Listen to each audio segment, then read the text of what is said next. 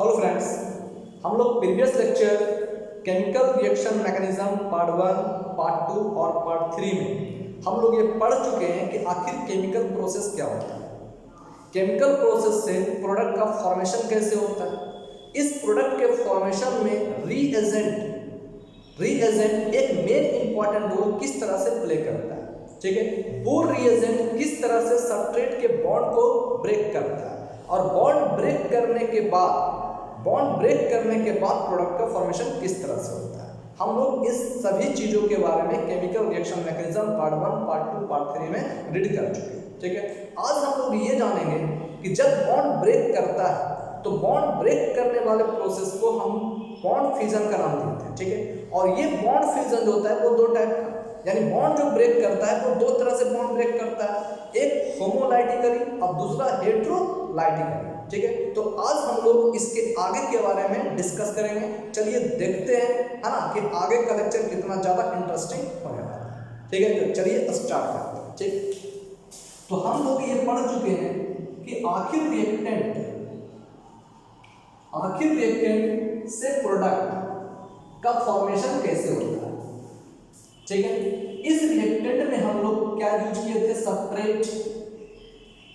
Substrate और reagent. ठीक, ये रिएजेंट क्या करता है, इस सबस्ट्रेट पर अटैक करता है। अटैक करने के बाद ये सबस्ट्रेट के बीच बॉन्ड को क्या करता है, ब्रेक करने का काम करता है। यानी यहां पर क्या होता है, ये बॉन्ड ब्रेक करता है। ठीक है, यानी रिएजेंट जब सबस्ट्रेट पर अटैक करता है वो सबस्ट्रेट के बॉन्ड को क्या करता है, ब्रेक करता है। और बॉन्ड को ब्रेक करने के बाद प्रोडक्ट का फॉर्मेशन करता है। ठीक है, बॉन्ड को ब्रेक करने के बाद प्रोडक्ट का फॉर्मेशन करता है। ठीक है, आप सोचिए, यानी इसका मतलब है कि बॉन्ड, ठीक है, ब्रेक करने के बाद प्रोडक्ट का फॉर्मेशन करता है। यानी इसका मतलब है कि प्रोडक्ट फॉर्मेशन से पहले और रिएक्टेंट के ब्रेक करने के बाद के स्टेट को हम क्या करते हैं, इंटरमीडिएट स्टेट का नाम देते हैं।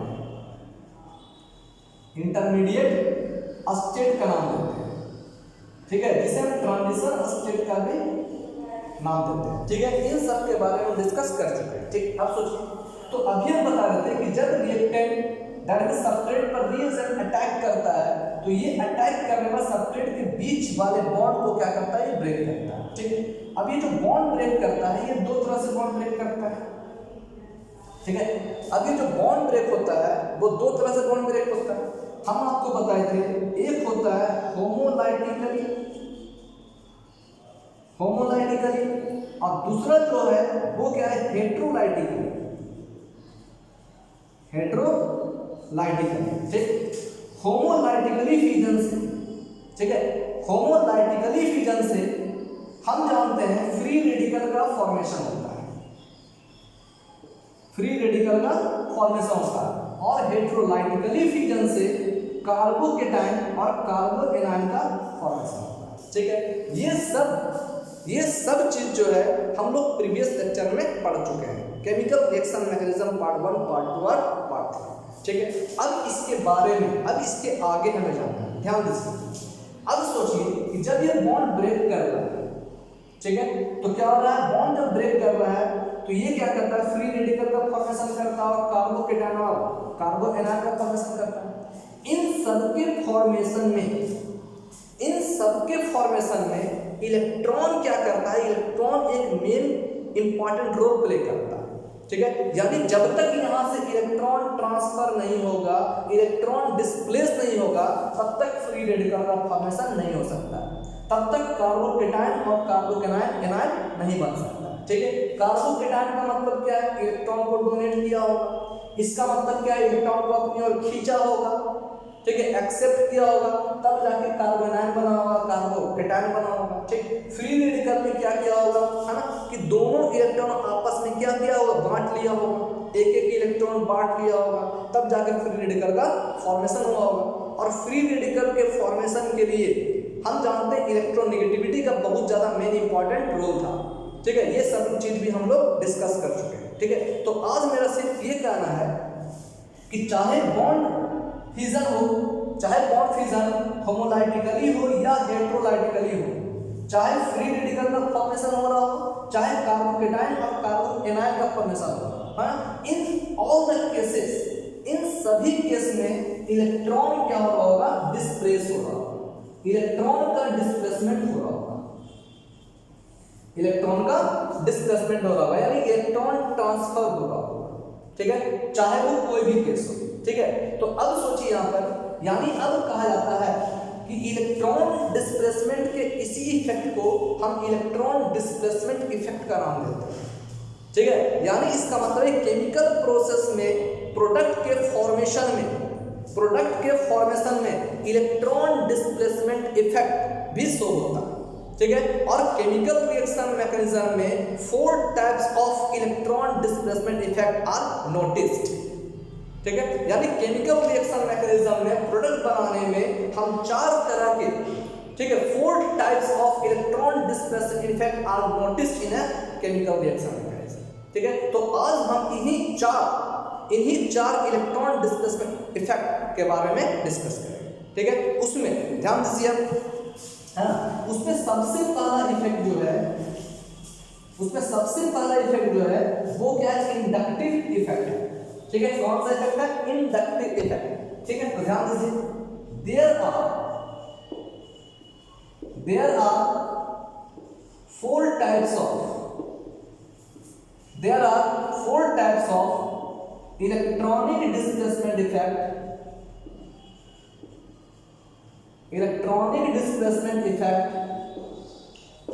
ठीक है, are noticed in chemical reaction mechanism,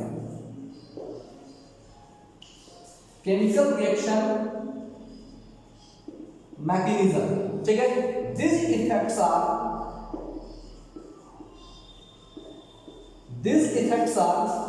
सबसे पहला इफेक्ट क्या है, इंडक्टिव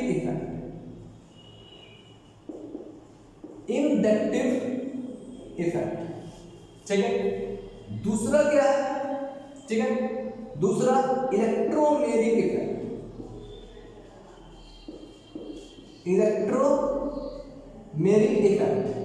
ठीक है। थर्ड क्या है, मेसोमेरिक इफेक्ट,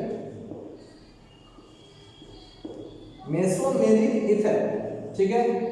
इसी को हम रेजोनेटिंग इफेक्ट भी कह रहे हैं, है ना, रेजोनेंस इसी में पढ़ना है। और number 4 hyper conjugation,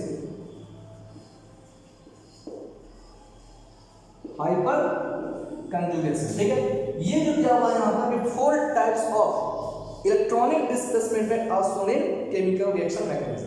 These 4 effects are inductive effect, electromagnetic effect, mesomeric effect और hyper conjugation, ठीक है। इन चारों में inductive effect, mesomeric effect, hyper conjugation और परमानेंट इफेक्ट। ये क्या है, परमानेंट इफेक्ट। जबकि इलेक्ट्रोमेरिक इफेक्ट होता है ये टेम्पोररी इफेक्ट होता है, खैर इन सभी के बारे में हम लोग एक एक करके डिस्कस करेंगे, ठीक है। तो चलिए आज हम स्टार्ट करते हैं इंडक्टिव इफेक्ट। आखिर इंडक्टिव इफेक्ट है क्या, चलिए देखते हैं।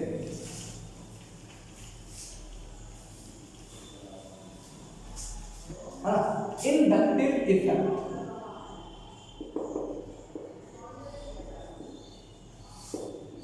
ठीक है, इंडक्टिव। देखिए ध्यान से कर इंडक्टिव इफेक्ट है क्या, कर वैसा effect, that type of effect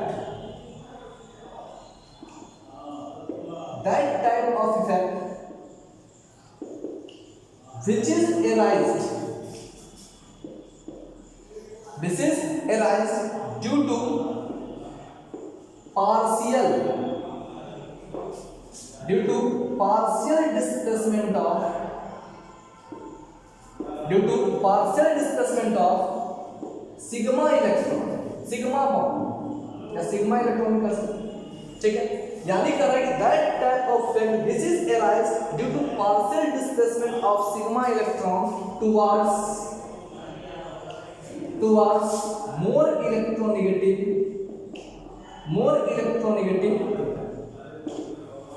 ठीक है। यानी क्या कर रहा है, करंट वैसा इफेक्ट जिसमें सिग्मा इलेक्ट्रॉन होता है डिस्प्लेस करता है, पार्शियली डिस्प्लेस करता है टुवर्ड्स मोर इलेक्ट्रोनेगेटिव एटम। ठीक है, तो जब कर रहे हैं, जब sigma electron more electronegative atom के और मोर इलेक्ट्रोनेगेटिव एटम की ओर पार्शियली डिस्प्लेस होता है, तो जिस तरह का इफेक्ट एराइज होता है उस इफेक्ट को हम क्या कहते हैं, इंडक्टिव इफेक्ट का नाम देते हैं। ठीक है, इंडक्टिव इफेक्ट का नाम देते हैं। जैसे एग्जांपल देख लीजिए, एग्जांपल सपोज कर लीजिए यहाँ पर, ठीक है, सपोज कर लीजिए यहाँ पर देते हैं कोई एटम एक्स। ठीक है, अब सोचिए यहाँ पर, अब सोचिए दो केस हो सकता है। ठीक है, अभी क्या कर रहा है, सिग्मा इलेक्ट्रॉन ट्रांसफर हो रहा है, डिस्प्लेस हो रहा है टुवर्ड्स मोर इलेक्ट्रोनेगेटिव एटम। अब यहाँ पहले ये जानिए सिग्मा इलेक्ट्रॉन का मतलब क्या हो रहा है, ध्यान दीजिए। जब कार्बन एटम के बीच सिंगल बॉन्ड बनता है, ठीक है, ये जो सिंगल बॉन्ड होता है इसे हम सिग्मा बॉन्ड का भी नाम देते हैं। ठीक है, जब कार्बन एटम के बीच केवल सिंगल बॉन्ड बनता है वो बॉन्ड क्या होता है, सिग्मा बॉन्ड होता है। ठीक, और सिग्मा बॉन्ड से बनने वाला, यानी ये जो सिग्मा बॉन्ड बना किससे बना, इन दो इलेक्ट्रॉन से। इन इलेक्ट्रॉन को हम क्या कहते हैं, सिग्मा इलेक्ट्रॉन। ठीक है, अब ध्यान दीजिए, उसी प्रकार जब कार्बन एटम के बीच डबल बॉन्ड बनता है तो इसमें से एक बॉन्ड जो होता है वो सिग्मा बॉन्ड होता है, जबकि दूसरा क्या होता है, पाई बॉन्ड होता है। अगर कार्बन एटम के बीच ट्रिपल बॉन्ड बनता है तो इसमें दो बॉन्ड जो होता है वो पाई होता है, जबकि एक बॉन्ड जो होता है वो सिग्मा बॉन्ड होता है। ठीक है, यानी ट्रिपल बॉन्ड में दो पाई एक सिग्मा, डबल बॉन्ड में एक पाई एक सिग्मा, और सिंगल बॉन्ड में केवल सिग्मा होता है। ठीक है, तो सिग्मा बॉन्ड जिस इलेक्ट्रॉन से मिलकर बना होता है ना, उसको हम क्या कहते हैं, सिग्मा इलेक्ट्रॉन कहते हैं। ठीक है, तो यानी कह रहे हैं यहाँ पर कि सिग्मा इलेक्ट्रॉन के डिस्प्लेसमेंट से टुवर्ड्स मोर इलेक्ट्रोनेगेटिव एटम जो इफेक्ट प्रोड्यूस होता है उसे हम कहते हैं इंडक्टिव इफेक्ट। ठीक, तो यहाँ देखिए कह रहा है यहाँ पर हम एक एग्जांपल ले रहे हैं। ठीक है, ये जो एग्जांपल है भाई, कार्बन का 3 एटम आपस में क्या है, जुड़ा हुआ है। ठीक है, और इससे क्या है, एक एक्स एटम भी आपस में अटैच है। ठीक है, अब सोच लीजिए यहाँ पर अब दो कंडीशन हो सकता है। अब सोच लीजिए कि यहाँ पर अब दो कंडीशन हो सकता है। एक कंडीशन क्या होगा, जब x जो होगा, जब कर रहे हैं यहाँ पर इलेक्ट्रोनेगेटिविटी ऑफ x। ठीक है, ध्यान दीजिए, ये जो x है ना, ये दो कंडीशन हो सकता है इसमें। ठीक है, ध्यान दीजिए आप यहाँ कर रहे हैं, यहाँ पर दो कंडीशन हो सकता है कि अगर कह रहे हैं यहाँ पर कि इलेक्ट्रोनेगेटिविटी ऑफ x अगर ग्रेटर देन सी हो। ठीक है, पहला कंडीशन। और दूसरा कंडीशन क्या है कि अगर electronegativity of x less than C हो। ठीक है, तब क्या होगा, ध्यान दीजिए, तब क्या होगा, अगर कह रहे हैं इलेक्ट्रोनेगेटिविटी ऑफ x अगर ग्रेटर देन सी हो, यानी x का नेगेटिविटी ज्यादा हो c से, या x का नेगेटिविटी कम हो c से, तब क्या होगा, देखिए तो पहला कंडीशन। ठीक है, ध्यान दीजिए, अब कह रहा है x का नेगेटिविटी अगर ज्यादा हो, if electronegativity of x more than the electronegativity of c, electronegativity of c, तो जब ऐसा कंडीशन होगा तो x क्या करेगा, कार्बन के इलेक्ट्रॉन को, सिग्मा इलेक्ट्रॉन को अपनी ओर खींच लेगा। ठीक है, यानी ये देखो क्या कर रहा है, ये देखिए क्या कर रहा है, इसके इलेक्ट्रॉन को अपनी ओर खींच लिया। ठीक है, इसके इलेक्ट्रॉन को क्या करेगा, अपनी ओर खींच लेगा। ठीक है, जब इसके इलेक्ट्रॉन को अपनी ओर खींच लेगा तो ये क्या हो जाएगा, पार्शियली डिस्प्लेसमेंट हो रहा है, तो ये क्या हो जाएगा, डेल्टा माइनस हो जाएगा, डेल्टा माइनस से चार्ज हो जाएगा, ये क्या हो जाएगा आपका डेल्टा प्लस हो जाएगा। ठीक, इसमें भी थोड़ा बहुत डिस्प्लेसमेंट होता है। ठीक है, ये क्या हो जाएगा, डेल्टा प्लस प्लस हो जाएगा, ये क्या हो जाएगा, डेल्टा प्लस प्लस प्लस। ठीक है, हाँ, यानी ये क्या कर रहा है, इसके इलेक्ट्रॉन को अपनी ओर खींच रहा है। क्यों खींच रहा है, क्योंकि x क्या है, मोर नेगेटिव। जब ज्यादा नेगेटिव होगा इसके पास इलेक्ट्रॉन को एक्सेप्ट करने की टेंडेंसी ज्यादा है। ठीक है, ये ज्यादा पावरफुल इलेक्ट्रॉन को एक्सेप्ट करने के लिए। ठीक है, इसलिए क्या करता है, ये इसके इलेक्ट्रॉन को अपनी ओर खींच के रखता है। ठीक है, खींच के अपनी ओर रखता है, तो इस काम में क्या है, नेगेटिवली चार्ज होगा, ये क्या होगा, नेगेटिवली चार्ज होगा। ठीक है, यानी एक कंडीशन क्या हो रहा है, ये कंडीशन क्या हो गया, यानी इस कंडीशन में if electronegativity of x greater than the electronegativity of c, it will be, यानी ये क्या शो कर रहा है, यानी it will बी यानी एक्स विल बी है ना, क्या होगा विड्रॉल ग्रुप होगा, ठीक है। ये क्या करेगा इलेक्ट्रॉन विड्रॉल ग्रुप होगा, है ना। तो ये क्या होगा इलेक्ट्रॉन विड्रॉल ग्रुप होगा, ठीक है। इलेक्ट्रॉन विड्रॉल ग्रुप होगा, ये इलेक्ट्रॉन को अपनी ओर खींच रहा है, ठीक है। तो ये क्या कहलाएगा इलेक्ट्रॉन विड्रॉल ग्रुप कहलाएगा, ठीक। उसी प्रकार अगर कहना है कि इफ इलेक्ट्रोनेगेटिविटी ऑफ एक्स अगर लेस देन अगर इलेक्ट्रोनेगेटिविटी ऑफ कार्बन हो, ठीक है, तो क्या होगा देखिए यहां पर, ठीक। अब कहना है यहां पर कि अब कार्बन का इलेक्ट्रोनेगेटिविटी ज्यादा है एज कंपेयर टू एक्स, तो अब कार्बन क्या करेगा इसके इलेक्ट्रॉन को अपनी ओर खींचेगा, यानी अब क्या हो जाएगा इलेक्ट्रॉन कार्बन इसके इलेक्ट्रॉन को अपनी ओर खींच लेगा, ठीक है। यानी इस ये जो सिग्मा इलेक्ट्रॉन है इस सिग्मा इलेक्ट्रॉन को क्या करेगा अपनी ओर खींचेगा, इसके इलेक्ट्रॉन को अपनी ओर खींच के रखेगा, यानी अब ये क्या हो जाएगा, ये डेल्टा नेगेटिव हो जाएगा, डेल्टा माइनस हो जाएगा, ठीक है, ठीक है। इसको ऐसे करते हैं डेल्टा, ठीक है, हो जाएगा यहाँ पर, इसको ऐसे लिखना, ठीक है, पेपर डेल्टा प्लस कर देते हैं, ठीक है। यानी अब क्या कर रहा है, ये क्या हो जाएगा आपका नेगेटिवली चार्ज हो जाएगा और ये क्या हो जाएगा डेल्टा प्लस हो जाएगा, ठीक है। क्यों, क्योंकि ये इलेक्ट्रॉन को क्या कर रहा है डोनेट करने का काम कर रहा है, इससे ये इलेक्ट्रॉन क्या कर रहा है कार्बन से इलेक्ट्रॉन को खींच रहा है, ठीक है। इसलिए क्या करेगा ना नेगेटिवली चार्ज हो जाएगा, पार्शियली नेगेटिवली चार्ज हो जाएगा, ठीक है। ये पार्शियली नेगेटिवली चार्ज हो जाएगा, पार्शियली पॉजिटिवली चार्ज हो रहा था, ये इलेक्ट्रॉन को क्या कर रहा था दे रहा था, ये इलेक्ट्रॉन को खींच रहा है, यहाँ ज्यादा नेगेटिव है कार्बन, यहाँ पर कम नेगेटिव है कार्बन, ठीक। आप सोचिए, यानी इसका मतलब है कि यहाँ पर जो होगा एक्स जो होगा यहाँ पर विड्रॉल ग्रुप था, एक्स क्या होगा विड्रॉल ग्रुप था, है ना, इलेक्ट्रॉन को खींच रहा था, यहाँ पर एक्स क्या होगा इलेक्ट्रॉन डोनेटिंग ग्रुप होगा, इलेक्ट्रॉन डोनेटिंग ग्रुप होगा, ठीक है। तो इसी इफेक्ट को हम क्या करते हैं इंडक्टिव इफेक्ट करते हैं, ठीक है। यानी इलेक्ट्रॉन के ट्रांसफर को सिग्मा इलेक्ट्रॉन के ट्रांसफर को पार्शियली डिस्प्लेसमेंट को towards the more electronegativity atom, है ना, that is called inductive effect. उससे हम क्या करते हैं इंडक्टिव इफेक्ट करते हैं, ठीक है। तो इंडक्टिव इफेक्ट जो होगा वो दो तरह का हो सकता है, ठीक है। एक केस में क्या हो रहा है देखिए यहाँ पर, एक केस में इलेक्ट्रॉन विड्रॉ हो रहा है, एक केस में क्या हो रहा है इलेक्ट्रॉन डोनेट हो रहा है, हाँ। इसी कारण जो है इसी कारण inductive effect is of two types, ठीक है। इंडक्टिव इफेक्ट जो होता है वो दो टाइप का होता है, कौन कौन होता है चलिए देखते हैं,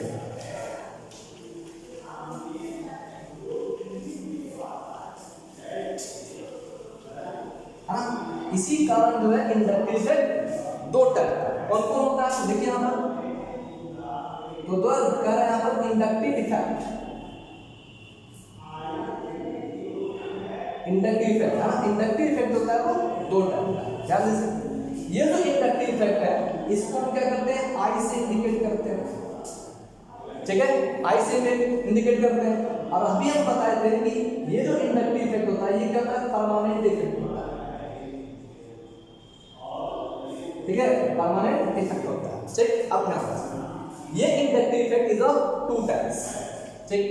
एक क्या हो जाएगा, एक में हम जानते हैं इलेक्ट्रॉन क्या होगा विड्रॉ होगा, यानी एक क्या होगा इलेक्ट्रॉन विड्रॉ ग्रुप होगा, ठीक है, यानी इलेक्ट्रॉन को अपनी ओर खींचेगा। और एक में क्या होगा इलेक्ट्रॉन डोनेटिंग ग्रुप मौजूद होगा, ठीक है। एक में क्या होगा इलेक्ट्रॉन विड्रॉ ग्रुप मौजूद होगा, एक में क्या होगा इलेक्ट्रॉन डोनेटिंग ग्रुप मौजूद होगा, ठीक। तो जिसमें इलेक्ट्रॉन विड्रॉ होता है ना, उसको क्या करते हैं माइनस आई इफेक्ट करते हैं,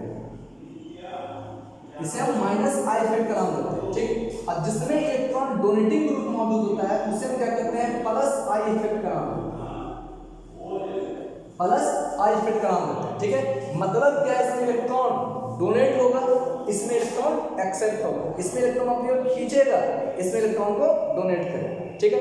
इसी कारण इंडक्टिव इफेक्ट जो क्या हुआ वो दो टाइप का, एक माइनस आई इफेक्ट और दूसरा क्या हो गया प्लस आई, ठीक है। अब हम जो है इन दोनों के बारे में एक एक करके स्टडी करेंगे, ठीक है। लेकिन उससे पहले हम क्या जानेंगे थोड़ा सा प्रॉपर्टीज ऑफ इंडक्टिव इफेक्ट जानेंगे, ठीक है। तो ध्यान दीजिए अब हम जानेंगे थोड़ा सा प्रॉपर्टीज ऑफ इंडक्टिव इफेक्ट। ध्यान दीजिए, प्रॉपर्टीज, ठीक है, ऑफ इफेक्टिव, हाँ, इंडक्टिव इफेक्ट। सबसे पहला प्रॉपर्टीज क्या हो जाएगा, ये जो इंडक्टिव इफेक्ट होता है ये एक परमानेंट इफेक्ट है, हाँ, it is a permanent effect. दूसरा क्या होता है, नंबर 2, ठीक है, ये जो इंडक्टिव इफेक्ट होता है, ठीक है, एक तो हो गया परमानेंट इफेक्ट, है ना, ये क्या होता है, परमानेंट इफेक्ट होता है, ठीक है। तो एक जो आपका दिया हुआ है वो क्या है, परमानेंट इफेक्ट। और दूसरा क्या कहा जा रहा है, दूसरा ये जो होता है distance dependent, distance dependent effect होता है, ठीक है, ये डिस्टेंस डिपेंडेंट इफेक्ट होता है। अब तीसरा क्या कह रहा है यहाँ पर कि आफ्टर डोनेटिंग और एक्सेप्टिंग